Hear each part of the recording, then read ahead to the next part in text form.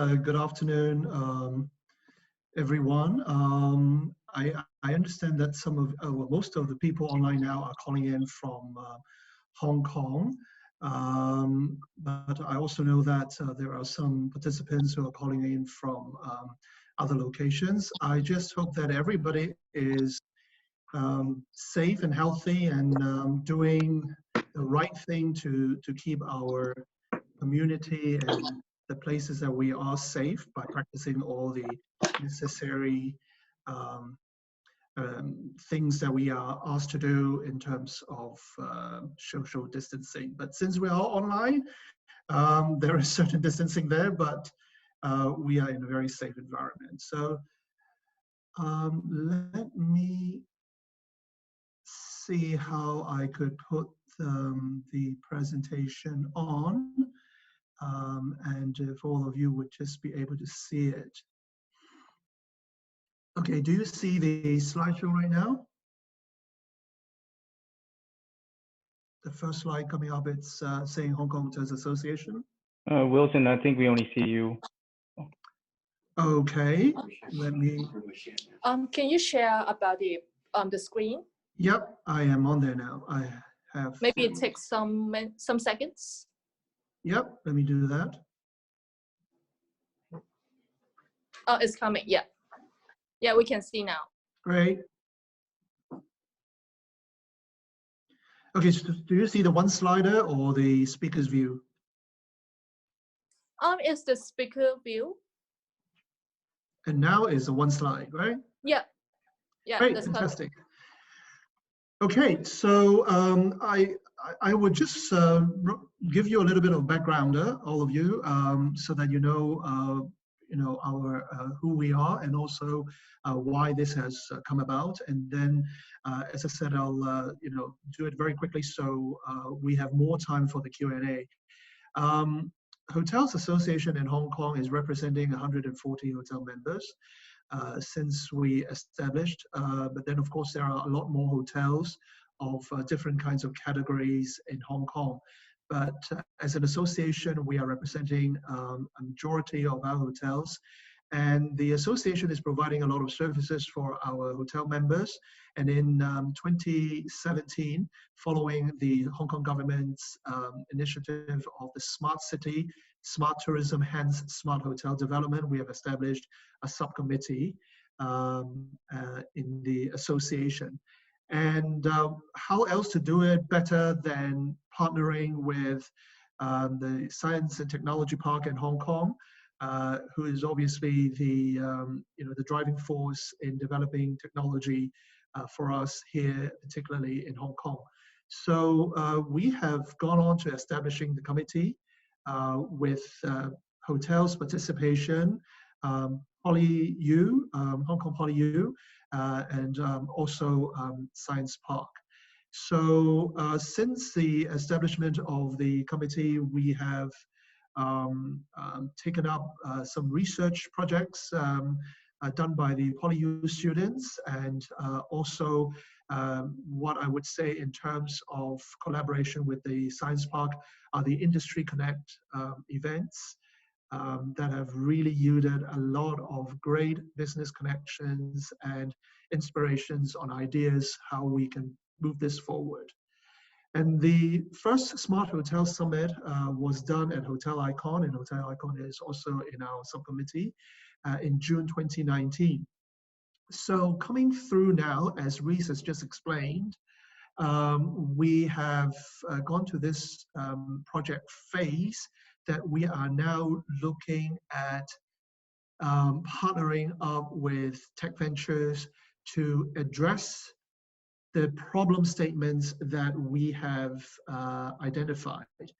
Now, a little bit of a background as well, and I think Reese mentioned it in a very relevant manner. Researching, if I'm sure all of you have your experience of staying in hotels when you travel around the world, both on leisure and on business. But researching is a very integral part of this project. I will give you an example. If you look at the problem statements we have, the first one is increasing efficiency of check-in and check-out, particularly for check-ins, because that's the first physical contact, so to speak, and experience of what a guest would experience in the whole journey, in the whole experience of staying in a hotel. And then identity verification of the guest in order to provide personalized service, but not crossing the line of intruding into guest privacy. Overall experience in the hotel, how to enhance them. And one particular one, although it's the fourth point, but I wouldn't say is the least, is how to address the human resources efficiency.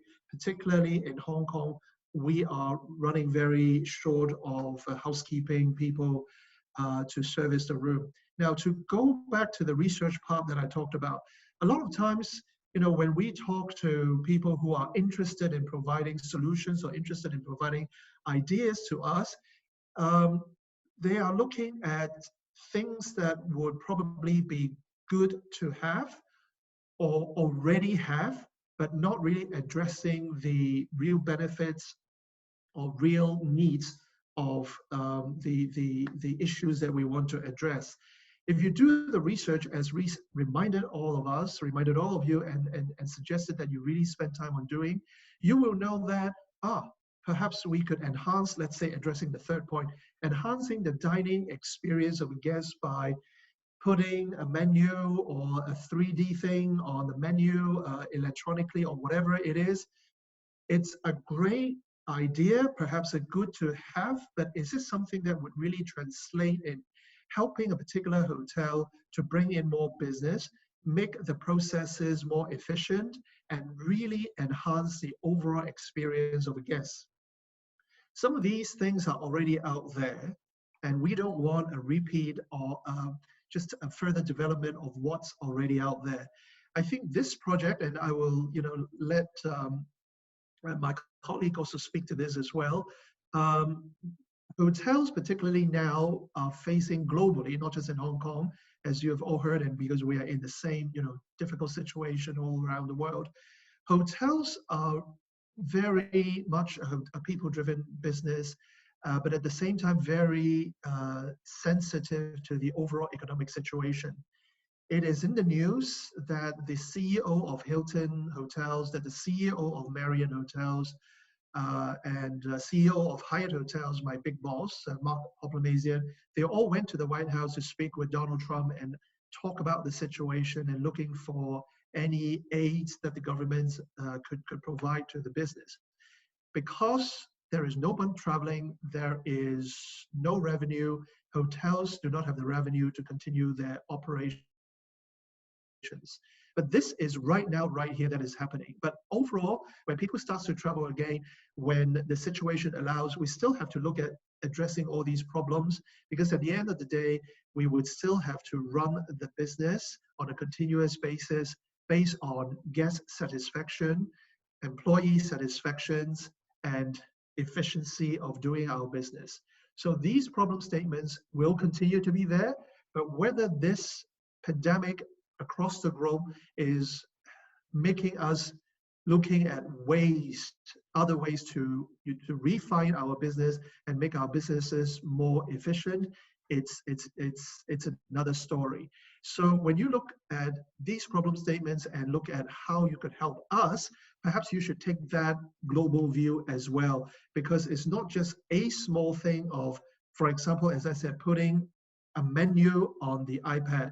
I know that is really, you know, duh, but it is something that we have evolved from. So how else to address these problems by bringing in the best innovations? We look forward to hearing from all of you. Thank you.